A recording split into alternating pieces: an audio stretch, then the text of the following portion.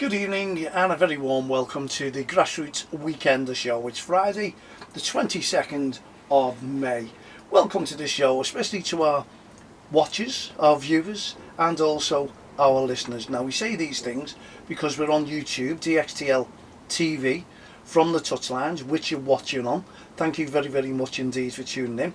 And also we have people who just tune in and listen to the Don't Cross the Line podcast show, which is www.don'txtheline.com. Well, it's a very windy, blustery, overcast day. It has been all day. Bank holiday weekend coming up, and we know what to expect, don't we? Not lockdown, not at all. Everyone's going to be out if the weather says they can, and come on Sunday, what I've heard, it's going to be back to nice warm weather yet again. The windiest day was today, and we're getting over that one anyway. And 3 years to the day, Ariana Grande concert in Manchester. Unfortunately, 22 people were killed with the bombing. Now we remember that, and the people who are still suffering through it. Plenty of people I've seen on social media, and plenty of posts remembering the day. Even the Radio City Tower will be lit up this evening, remembering that day. And do you know what? I was just watching it, and I was obviously utterly shocked and worried about the people who were there. You didn't know, yet again, how many people had gone to that concert. Fortunately, I didn't know anyone who had gone there, thankfully, but I know plenty of people who knew someone who went there, and it must have been traumatising for yourselves just to seeing that news and not knowing what's happened, because it must be the hardest thing in the world trying to get hold of someone when something catastrophic as that comes to light. And oh dear me, it must be frightening. But anyway, we remember the 22 people who died on that day. It was utterly shameful for those bombers, and you know, the only thing that's put all this away is the coronavirus, because it's kept them, those terrorists, all at bay. We don't want to see anything like that again, not in a million years. And I see posts where people are putting up there that they were there, lucky enough to come back without injury, but it must be traumatising, the memories of that, not just today, not after 12 months, and 3 years has flown by the way. It's every day that they must have witnessed a lot of horrible scenes there, and we did on the TV as well, didn't we? So commiserations to all the family, friends, and especially to the loved ones that you've lost. May they rest in peace, and let's just hope we do not ever witness anything like that again. Okay, we get on with the Grassroots Weekender Show. It's flown around quite a bit. As I say, the weeks, the days are flying. Lockdown is dying. Lockdown is flying. I must admit, there is no such thing as lockdown anymore, is there? Because we've seen all the posts on social media, especially on Liverpool. It must be the same wherever you are. We've seen news reviews of beaches which they've been absolutely heaving. No social distance in it, not at all, not one iota. And you feel sorry for the likes of the people. I'm not one of those people who stay in because I have to go out and travel to my job, because I'm in the care work, and you know, unfortunately I have to do that, and I miss my bank holidays every time, my weekend. So we're working right the way through it. No, I don't want sympathy, it's my job, and at the end of the day I've just got to get on with it. And if I'm rotated into work on bank holiday weekends all the time, then I just have to work them and get on with the show. But lockdown, non-existent. You can see that. I don't know why these people are going out, because we're talking about, yeah, exercising once a day, twice a day, a couple of times a day. Now I'm travelling to Warrington, and believe me, the motorways are absolutely heaving, coming from Liverpool into Manchester, and also Manchester going into Liverpool. So if there's any shops open, I just believe that people are just taking to the cars and travelling. I carry an ID badge, which I was informed to by my company, also a letter of authority that I do travel to my jobs, looking after people.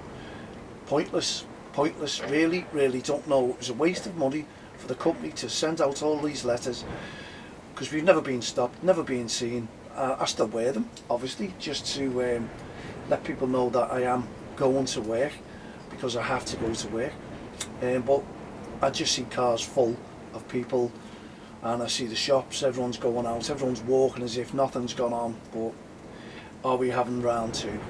Is it going to strike again? Well, everything's pointing to that, isn't it? I don't want to worry people. For the people who are staying in and are adhering to all the rules and regulations, well done. Don't give up. It's your life on the line. It's the people who are going out and not social distancing, mixing with people. They're going to bring it back, and they're going to pass it on to others, because they don't give a care in the world, and that brings it home as well. So hopefully, if it all becomes over soon, then maybe those people will talk about it and why they've done it, and just say, well, you know, it didn't worry me, it's just the flu symptoms. That's what we all thought at first, but obviously it wasn't. Anyway, people, please social distance this bank holiday weekend if you can. The beaches, probably pointless.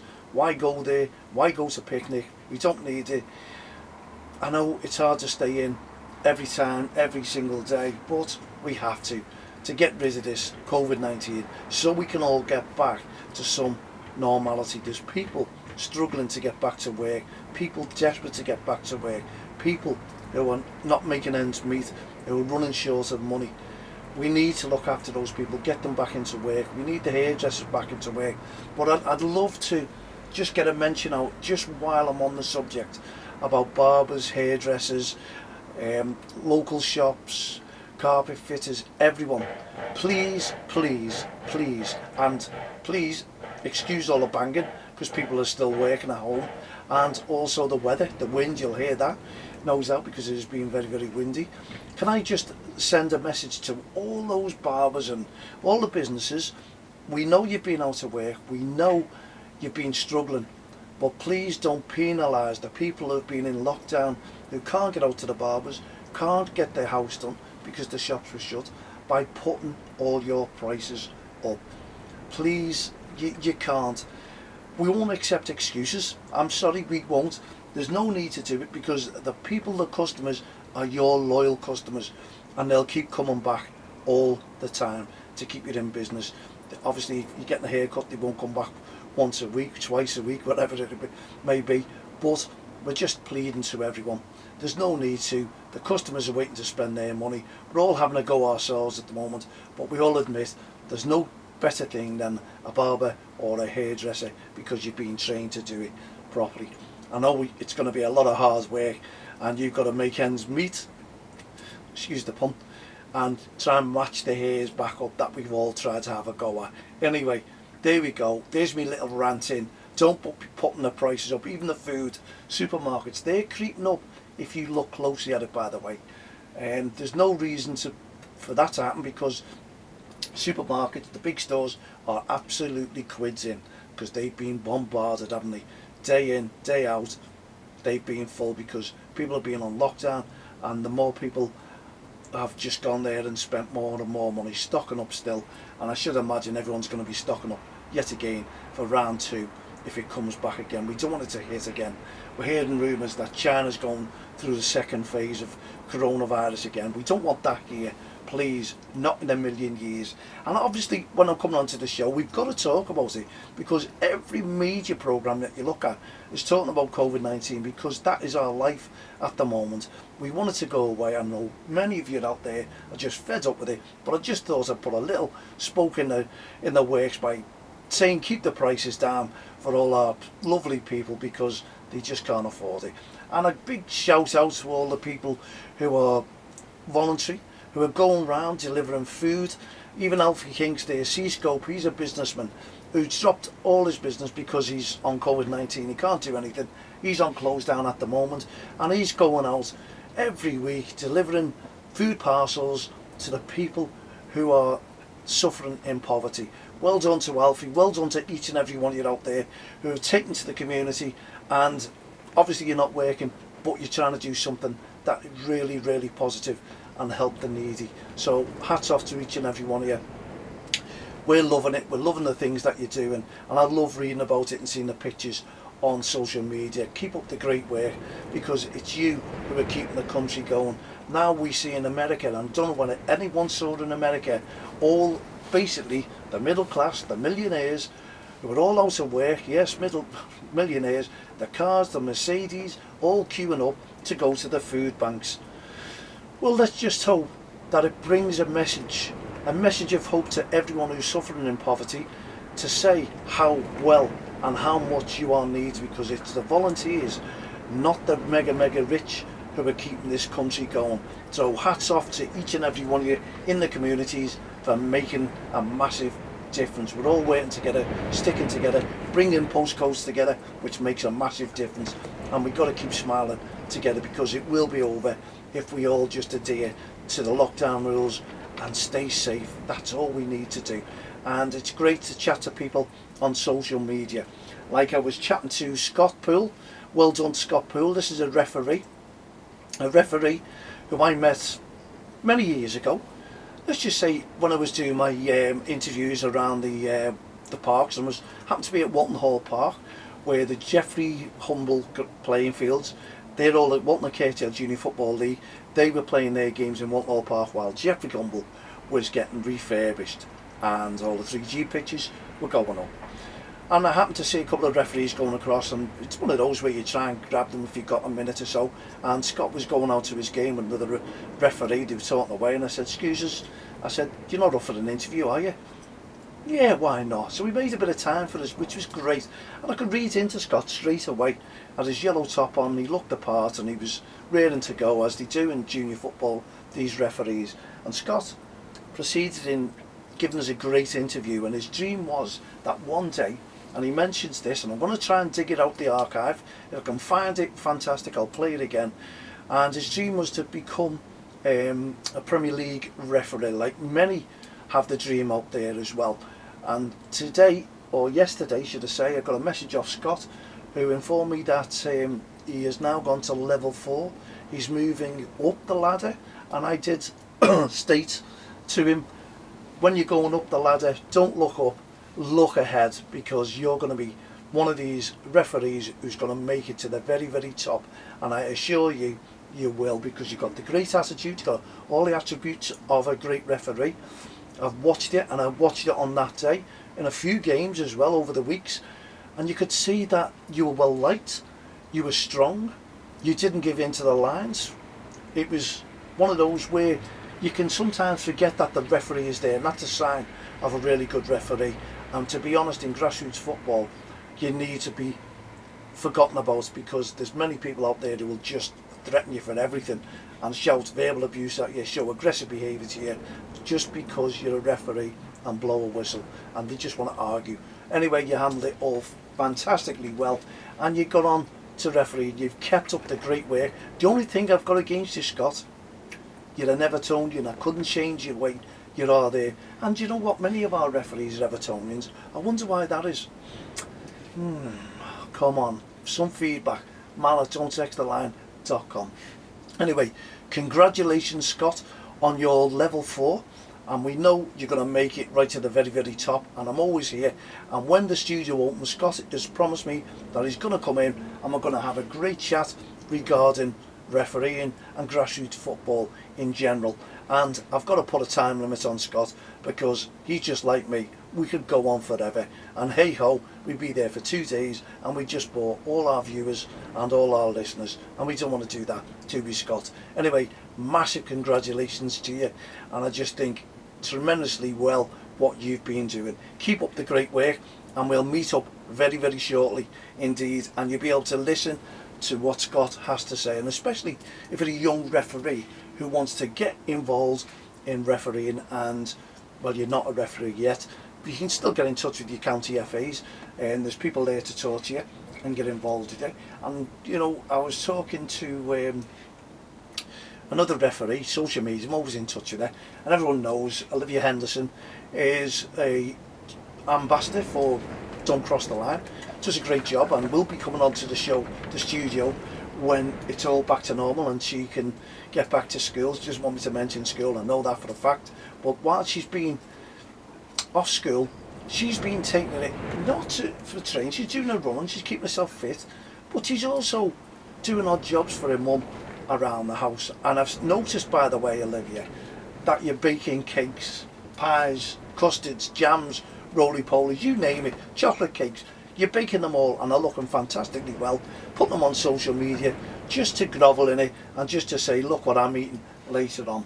Well, you haven't sent me a cake over, so I'm not going to push your baking anymore. Anyway, the cakes look fantastic. But now Olivia has turned to DIY, and I know she's been wallpaper and painting and doing things that you want every child to do, wouldn't you, if they're off school. But do you know what? That is learning. That is learning all the tricks of the trade. That is doing something that will obviously use your body up when you get older, and you know you've got your own home, your own kids, and you're all starting to do your own housework. Well, that'll keep you in good stead doing these odd jobs. Well, what I did find was very, very unusual for a referee to be building a bench. Now, I've warned everyone in grassroots football for next season that Olivia is building a bench, and that can only mean one thing. Yes, sin bins. Olivia is planning on the sin bins. She'll be getting that book out, lads and lasses, and there'll be all the kids getting into those sin bins and going on the bench. That's why she's building her own bench. Not for herself, it's for all the sin bins. Anyway, I haven't seen the finished product. I'm hoping to see the finished product, whether it's this evening, whether it's tomorrow, Sunday, because building a bench takes a lot of hard work, and Olivia is doing an absolutely fantastic job. So, sin bins, is that the cause for the bench? I'm not too sure, but I'm sure Olivia will hit back very, very soon indeed, and I'll let you know how the bench comes along, and obviously I'll share the post if it's looking good. But don't be going out and buying a bench, Liv. You can't be doing that. You've got to build your own. Whether you're going to paint it, varnish it, I'm not too sure. But listen to this, while you're off school, while you're in lockdown, maybe everyone will put an order in for a bench, a Liv bench. How's that? Anyway, keep up the great work. You're doing fantastically well. I'd love to hear your stories of referees, what you're getting up to while the lockdown's on, because obviously it's not grassroots football. You're keeping yourselves training, you're keeping yourselves fit, keeping yourselves busy doing homework, doing things like Liv, doing things like Scott, level 4, getting your levels up and being eager, because we want you referees in the game. Keep in the game, keep on top of it, and obviously I'll give you some news in the very near future that we've discussed and have been talking to with Olivia Henderson, and it's great news, but I'll keep you in suspense until the next couple of weeks, and then we'll let you know exactly what is happening there. Well, congratulations to Nathan Batchelor as well. Nathan was putting the posts out, and we all shared them. You may have seen about grassroots heroes, referees, mums, parents who are getting involved in grassroots football. Obviously it's only been half of the season, or just over half, so you had to nominate someone who's been absolutely fantastic, doing well in grassroots football, going that extra mile, making a difference. And if you knew someone you had to nominate, well, because of lockdown, Nathan come back to me and said they have the record number of people who have nominated fantastically well. Great news that is, I must admit, because we're going to see some great people who have never been nominated before winning these grassroots awards. And believe me, I've been there, done it, wore the t-shirt, met Prince William, His Royal Highness Prince William should I say, and obviously it was a dream come true. Didn't expect it, and I'm damn sure that everyone who's been nominated and go up for a prize will know where I'm coming from and won't expect it either, because you're just doing the work that you love to do. But it's nice to be recognised. So well done, Nathan, the FA, and we look forward to those award winners coming out, what county FAs have them, who they are in grassroots football, and we'll publicise them as well and give them an extra special mention, I assure you. Well, there you go. I hope you've enjoyed the show tonight. Hope you've enjoyed watching it, listening to it. Wherever you are, I want you to stay safe. Enjoy your bank holiday weekend. Obviously we'll be back again tomorrow evening at 7 p.m. But you have to put your feet up, relax, look after your families and look after yourself, because if you're not looking after yourself, you can't look after your families. So again, please be safe, and we'll be seeing you tomorrow evening at 7 p.m. So for myself, Matt Lee and all the team here at the Grassroots Weekender Show, Don't Cross the Line and Respect programme, have a great evening. Good night and God bless.